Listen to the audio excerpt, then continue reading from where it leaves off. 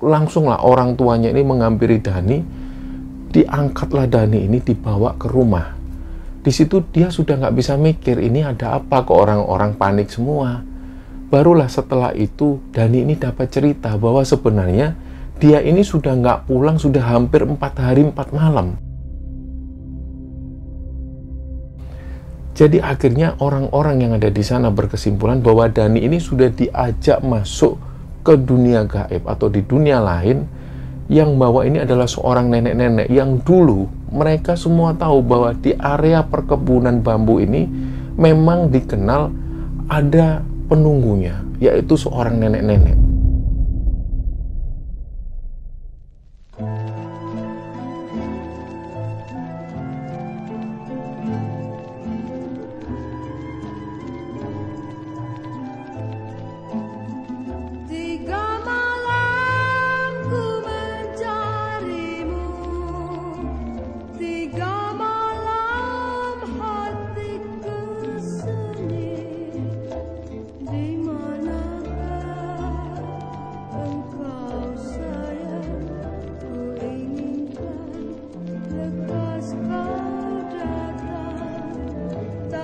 Bismillahirrahmanirrahim. Assalamualaikum warahmatullahi wabarakatuh. Sobat Kembara Sunyi dimanapun berada, pada kesempatan kali ini kami akan membagikan kisah yang dikirimkan oleh Sobat Kembara yang bernama Dani yang asalnya dari Bekasi. Sebelum kita masuk ke ceritanya, untuk teman-teman yang nonton tayangan ini dan belum subscribe, jangan lupa untuk subscribe lebih dulu agar channel Kembara Sunyi ini lebih berkembang lagi dan kami lebih bersemangat lagi dalam membuat konten-konten terbaru di Kembara Sunyi. Dan untuk teman-teman yang telah mendukung kami sejauh ini, kami mengucapkan terima kasih banyak. Semoga amal kebaikan teman-teman dibalas kebaikan berlipat oleh Allah Subhanahu wa Ta'ala.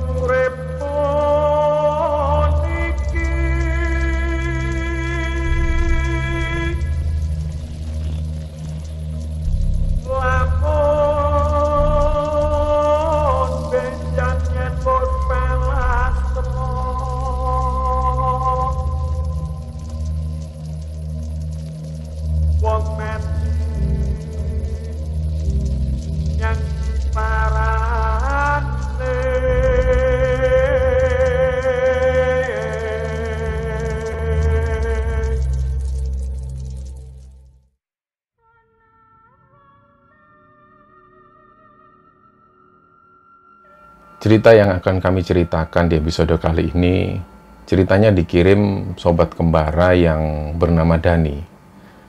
Dani ini teman-teman asalnya dari Cepu, Jawa Tengah. Jadi dari sejak lahir dia tinggal di Cepu dan serumah dengan neneknya. Jadi waktu itu masih ada neneknya. Dani ini adalah 3 bersaudara. Dia adalah anak terakhir. Jadi kakak yang nomor pertama itu adalah perempuan dan kakaknya yang kedua adalah laki-laki. Di masa-masa kecil itu, Dani masih tinggal di rumah neneknya itu. Dan selama dia tinggal di sana, dia ini punya benda kesayangan. Jadi dari umur 5 tahun, menurut cerita ibunya, dia punya guling dengan ukuran kecil. Guling ini selalu dibawa kemana-mana, apalagi pada saat Dani tidur. Jadi sampai Dani ini duduk di bangku kelas 3 SD waktu itu, guling ini masih terus dibawa. Dia nggak bisa tidur kalau nggak ada guling ini. Nah, satu ketika Dani itu pulang dari sekolah. Kondisinya capek banget waktu itu. Biasanya sekitar jam 3:30 sore, Dani pergi menuju ke masjid untuk ngaji. Tapi karena waktu itu dia benar-benar capek, dia bilang ke ibunya, "Bu, Dani nggak ngaji ya?" "Loh, kenapa nggak ngaji?" "Dani pengen tidur, Bu. Ngantuk, capek Dani." "Ya wes, sana tidur." Ternyata Dani ini nggak tidur lebih dulu, dia minta makan. Jadi perlu diketahui bahwa Dani ini badannya besar. Dia hobinya makan. Sebelum melakukan aktivitas apapun, dia pasti makan. Jadi saudara-saudaranya Dani sehari bisa makan 3 kali, tapi kalau Dani bisa makan sampai 5 kali sehari. Itu sudah biasa dilakukan Dani. Dan hal ini terjadi sampai Dani dewasa. Jadi waktu itu pas Dani ini mau tidur, dia bilang ke ibunya, "Bu, belikan bakso dulu, Bu." Seperti biasa akhirnya ibunya membelikan bakso, Dani pun makan. Nah waktu itu sudah sekitar jam 5:30, hampir maghrib, barulah Dani ini tidur. Tapi waktu itu dia nggak tidur di kamar. Dia lebih memilih untuk tidur di balai-balai yang ada di depan rumah. Jadi di depan rumah itu ada balai-balai yang terbuat dari kayu jati. Biasanya balai-balai ini difungsikan untuk duduk-duduk. Tapi waktu itu Dani melihat karena suasananya sejuk, dia bawa gulingnya itu. Akhirnya dia tidur di sana. Ternyata sampai sekitar jam 6:30 malam, dia sendiri juga nggak tahu kenapa tiba-tiba neneknya ini datang. Neneknya Dani ini datang bangunin Dani. "Le, kok turu kene? Kamu kok tidur sini?" "Iya mbak, ngantuk mbak." "Wes ayo pindah." Diajaklah Dani ini pindah. Jadi Dani digendong oleh neneknya itu, dibawa ke satu tempat. Ternyata Dani ini nggak dibawa masuk ke kamar, dia diajak keluar, dan perjalanan waktu itu dirasa Dani nggak lama. Sampai dia ini tiba di sebuah daerah atau di sebuah lokasi, di mana lokasi ini sepi, yang ada di sana hanya rimbunan pohon-pohon bambu. Lah Dani waktu itu nggak sempat tanya ke neneknya mau dibawa kemana dia ini, karena posisinya waktu itu dia ngantuk. Akhirnya setelah itu neneknya Dani ini membawa Dani ke satu titik di mana kanan kiri semua ini adalah rimbunan pohon bambu. Disitulah Dani melihat ada satu rumah kecil yang terbuat dari gubuk. Terus Dani ini dibawa masuk sama neneknya. Disitulah akhirnya Dani tidur di sebuah amben namanya, terbuat dari bambu. Dia tidur di sana dan neneknya ini masuk ke dalam rumah. Terus Dani melanjutkan tidur. Nah di tengah-tengah tidurnya itu dia merasakan lapar. Seperti biasa dia bangun. Ternyata pas dia bangun sudah ada seorang nenek-nenek. Yang jelas ini bukan neneknya. Nah nenek-nenek ini perawakannya besar. Wajahnya itu lebih tua. Terlihat banyak sekali keriputnya dan giginya itu banyak sekali warna-warna hitam kayak bekas orang yang nyusur kalau di Jawa. Nah si nenek yang badannya besar itu duduk persis di depan Dani sambil senyum. Kelihatan giginya yang hitam itu. Terus Dani juga nggak sempat tanya, nenek ini siapa? Yang ada di pikiran Dani waktu itu mungkin Dani ini dibawa ke rumah teman neneknya. Dan ini nenek dengan postur tubuh yang besar adalah teman neneknya. Jadi Dani nggak tanya, apalagi di depan nenek besar itu ada banyak sekali makanan. Ada ayam panggang, ada buah-buahan, pokoknya banyak waktu itu. Dan Dani ini langsung makan, karena si nenek dengan tubuh besar itu mempersilahkan Dani makan. "Wes ayo lang dimaem, lang dimaem." Dani pun langsung makan. Dia tanpa sungkan makan dengan lahapnya. Dan begitu Dani ini kenyang, dia ngantuk lagi, dia tertidur. Nah yang aneh adalah waktu Dani ada di rumah ini, gulingnya itu nggak dibawa. Padahal selama Dani ini punya mainan ini atau guling ini, dia selalu bawa guling ini ketika tidur. Kalau nggak bawa guling ini dia nggak bisa tidur. Tapi pada waktu itu dia nggak ingat, dia nggak sadar kalau gulingnya nggak dibawa. Tapi Dani ini ngantuk dan bisa tidur di situ. Akhirnya Dani ini pun tidur. Sampai nggak seberapa lama dia kebangun lagi karena lapar lagi. Dan pas Dani ini bangun, nenek yang badannya besar itu sudah ada di situ juga. Beliau duduk di sana dan di depan Dani persis, tepatnya di atas meja itu, sudah banyak sekali makanan. Dan di situ beda lagi menunya. Yang sebelumnya ada ayam bakar, ada buah-buahan. Waktu itu Dani melihat ada mie goreng. Mie goreng ini dengan porsi yang besar sekali. Dan ada es semacam es buah. Di situ Dani langsung makan lagi. Karena si nenek-nenek ini mempersilahkan Dani makan. Dia nggak sempat berpikir neneknya kemana. Jadi dia hanya berpikiran ini mungkin teman nenekku. Dia nyuruh aku makan. Dia makan dengan lahap. Dan dia sempat ngelihat di arah luar itu kondisinya masih gelap, masih malam. Nah setelah dia makan, Dani ini pun ngerasa ngantuk lagi, dia tidur lagi. Dan kejadian itu hampir 4 kali terjadi.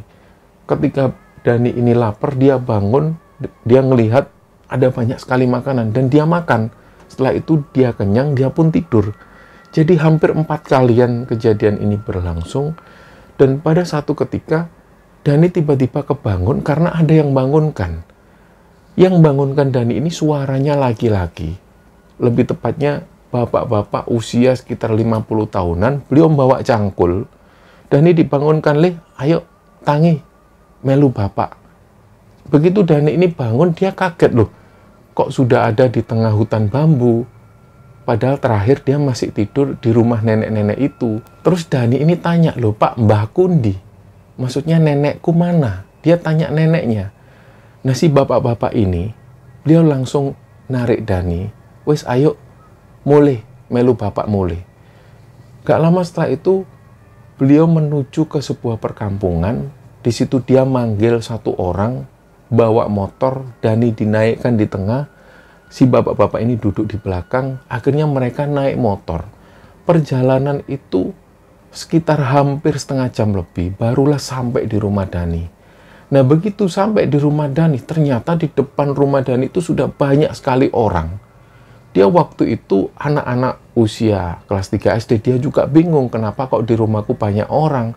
Begitu mereka tahu bahwa Dani ini datang, langsunglah orang tuanya ini menghampiri Dani, diangkatlah Dani ini dibawa ke rumah. Di situ dia sudah nggak bisa mikir, ini ada apa kok orang-orang panik semua. Barulah setelah itu Dani ini dapat cerita bahwa sebenarnya dia ini sudah nggak pulang, sudah hampir 4 hari 4 malam. Dari situ Dani juga cerita. Akhirnya dia bisa ngomong, "Lah wong aku melu mbah kok. Lah wong Dani ini ikut nenek. Nenek itu yang ngajak Dani." Sementara waktu itu pengakuan neneknya ini sama sekali nggak pernah ngajak Dani kemanapun. Hari itu ketika Dani ini hilang, neneknya itu berada di dapur. Dan beliau sama sekali nggak keluar. Jadi akhirnya orang-orang yang ada di sana berkesimpulan bahwa Dani ini sudah diajak masuk ke dunia gaib atau di dunia lain. Yang bawa ini adalah seorang nenek-nenek yang dulu mereka semua tahu bahwa di area perkebunan bambu ini memang dikenal ada penunggunya, yaitu seorang nenek-nenek. Nah, yang membuat warga itu merasa aneh lagi, jarak dari rumah Dani menuju ke hutan bambu ini jaraknya sekitar 10 km lebih. Jadi terhitung sangat jauh sekali. Sangatlah tidak mungkin ketika Dani yang waktu itu duduk di bangku kelas 3 SD bisa berjalan dengan kondisi tidur menuju ke hutan bambu ini dengan jarak 10 km dan harus melewati sungai. Jadi ketika waktu itu mereka tahu bahwa Dani nggak ada di rumah, orang tuanya ini nggak langsung manggil orang-orang yang ada di sana. Jadi mereka lebih tenang menghadapi situasi waktu itu. Yang ditanya pertama kali adalah kakak-kakaknya Dani. "Ini adikmu kemana? Kok tadi tidur di balai-balai, kok sudah nggak ada?" Nah, kakak-kakaknya Dani ini ditanya, mereka menjawab nggak tahu. Karena mereka sendiri tahunya kalau Dani memang tidur di balai-balai, setelah itu mereka nggak tahu lagi. Nah, setelah orang tuanya Dani ini tanya ke kakak-kakaknya Dani, dan mereka nggak tahu. Yang kedua ditanya ini adalah neneknya Dani. Neneknya ditanya, "Mbah, Dani ini ndi? Dani kemana? Kok tadi tidur di balai-balai, kok sudah nggak ada?" Neneknya pun menjawab, "Yo raro, wong mbah ket mau iki nang pawon." Jadi neneknya berkata kalau dari tadi neneknya ini ada di dapur, beliau nggak tahu menau. Setelah inilah baru mereka mulai tanya ke tetangga-tetangga. Ada yang ngelihat Dani nggak? Mungkin Dani menuju ke masjid, berubah pikiran dia ngaji. Setelah tetangga-tetangga ditanya, mereka semua nggak ada yang tahu dan nggak ada yang melihat Dani. Kedua orang tua Dani menuju ke masjid, ke tempat Dani ngaji. Begitu sampai di sana, guru-guru ngaji ditanya. Mereka menjawab memang nggak melihat Dani dari awal. Setelah itulah baru kedua orang tua Dani ini menghubungi tetua adat yang ada di sana. Istilahnya ada orang pintar yang dituakan di situ. Mereka cerita, waktu itu Dani tidur posisinya dan tiba-tiba nggak ada. Setelah itu, si orang tua ini berjalan menuju ke pemakaman yang nggak jauh dari sana. Beliau itu melakukan semacam ritual. Tapi ternyata pada waktu itu mungkin penerawangannya meleset. Jadi si orang tua ini bilang bahwa Dani masih ada di sini. Beliau berkata bahwa Dani ini masih ada di lingkungan pemakaman ini. Dia disembunyikan oleh sosok tak kasat mata. Ditunggu.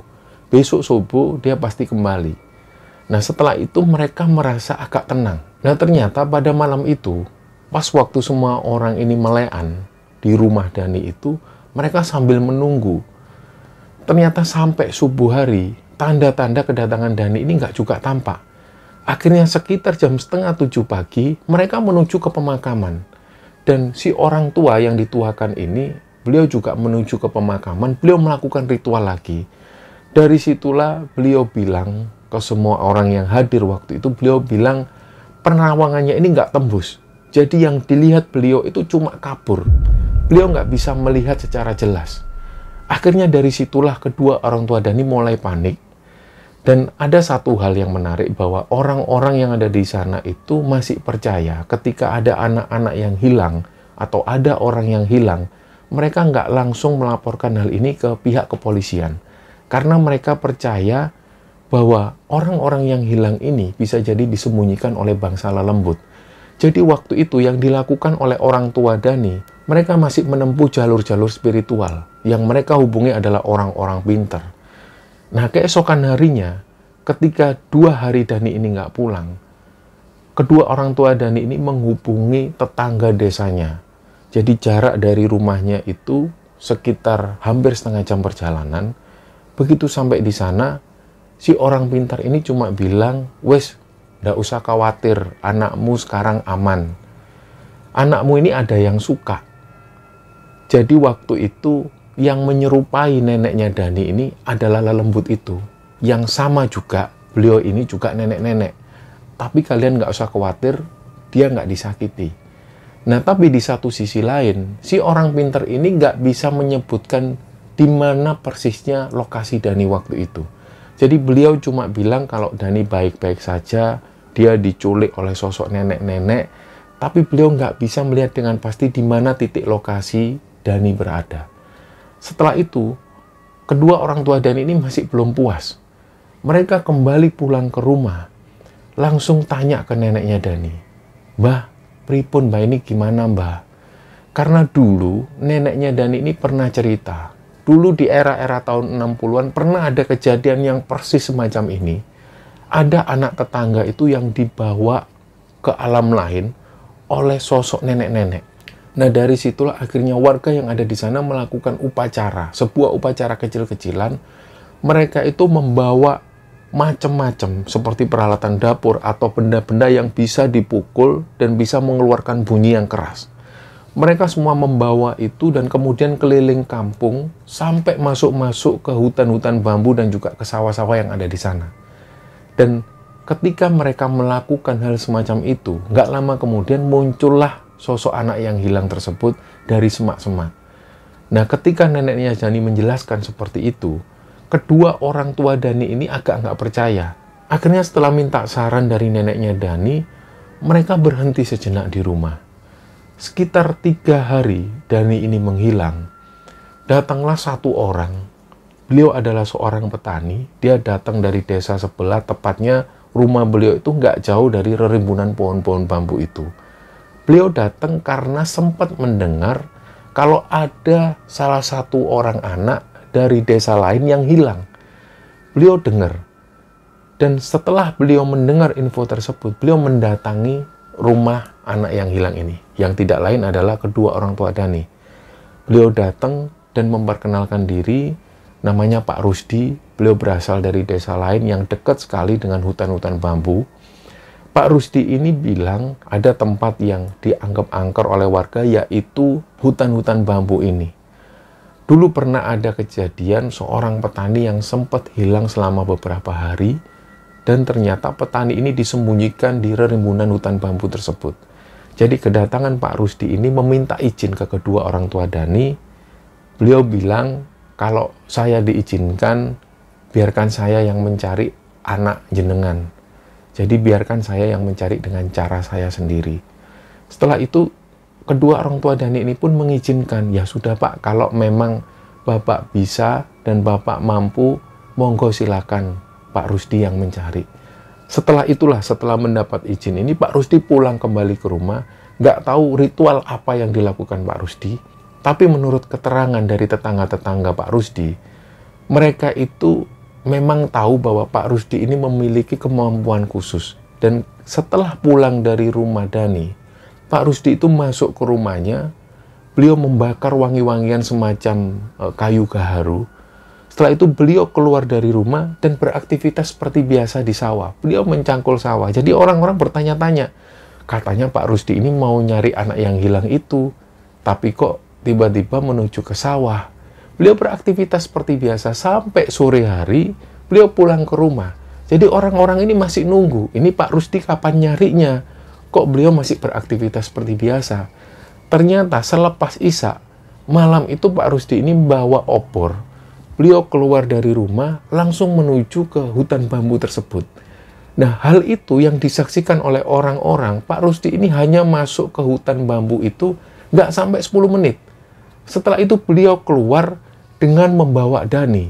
Jadi Dani sudah diseret dan langsung dibawa menuju ke perkampungan. Beliau pun manggil salah satu tetangganya.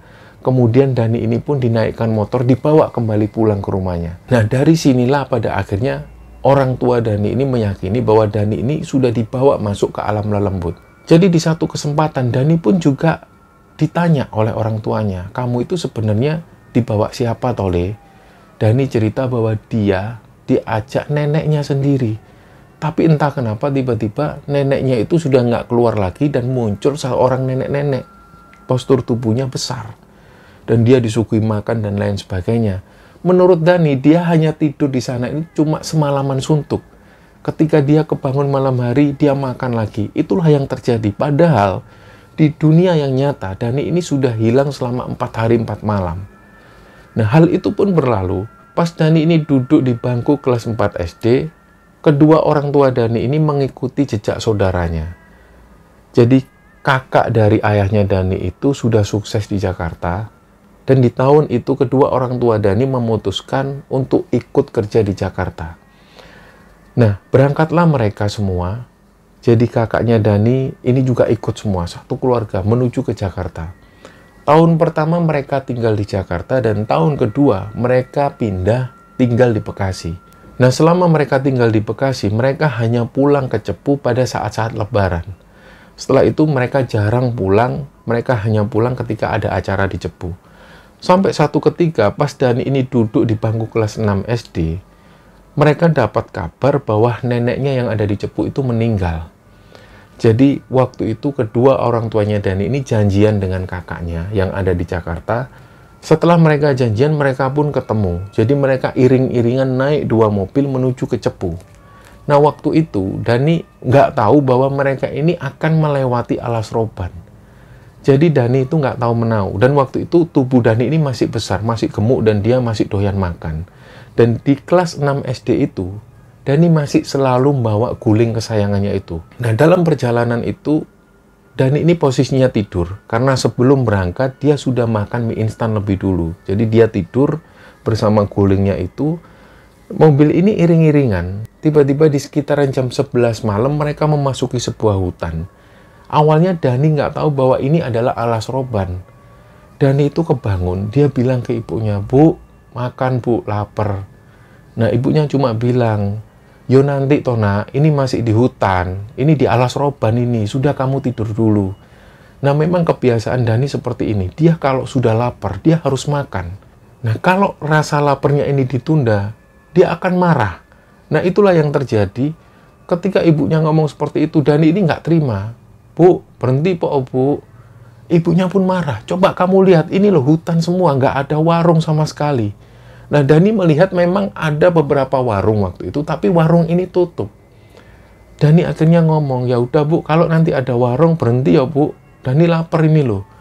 Mereka pun juga waktu itu nggak bawa makanan, karena mereka tergesa-gesa. Sekitar 10 menit perjalanan, Dani melihat di tengah-tengah hutan itu ada warung. Jadi dia pun ngomong ke ibunya, "Loh Bu, kok nggak berhenti sih Bu? Itu kan ada warung." Akhirnya bapaknya ini bilang, "Mana sih ada warung itu Dan? Kamu itu jangan bikin perkara. Itu loh Pak, ada warung Pak. Berhenti Pak, berhenti Pak." Mereka pun akhirnya berhenti dan mereka akhirnya putar balik. Sementara mobil Pak D dan Budenya Dani ini melaju lebih dulu. Akhirnya mereka pun nggak jadi iring-iringan. Jadi mobil ayahnya Dani itu pun putar balik Dia memastikan lagi mana yang dimaksud ada warung ini. Begitu mereka balik, ternyata memang benar ada warung di situ. Warung ini sendirian. Mereka pun berhenti di situ dan mereka semua turun. Begitu mereka turun, mereka manggil, "Pak, Bu, mau pesan makan." Belum ada yang keluar. Akhirnya mereka duduk-duduk di situ dan di atas piring itu ada semacam gorengan-gorengan. Dani ini karena mungkin saking laparnya, dia makan lah. Dia makan sambil megangi guling kesayangannya itu, dia makan lebih dulu. Sementara orang ini belum juga keluar, pemilik warung ini. Nggak lama setelah itu, keluarlah ibu-ibu. Beliau itu pakai baju biasa, seperti manusia pada umumnya. Beliau keluar, mau makan apa? Adanya cuma soto.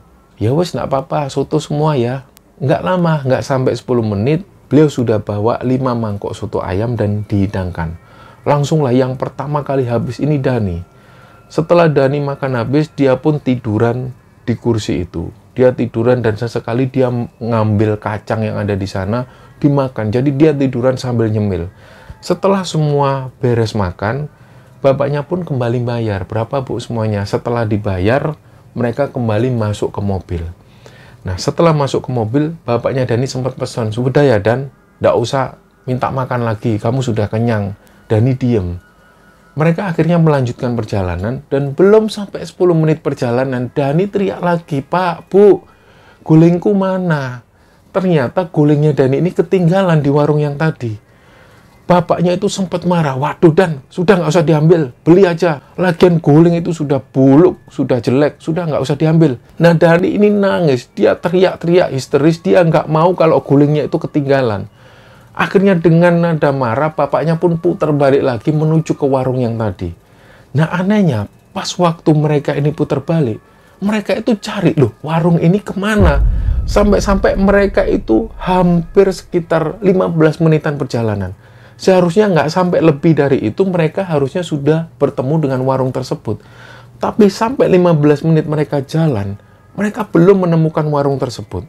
Beliau putar balik lagi melanjutkan perjalanan menuju ke sepuh. Dan belum sampai 10 menit perjalanan. Nah ibunya Dani itu ngelihat guling yang dimiliki Dani itu ada persis di bawah pohon.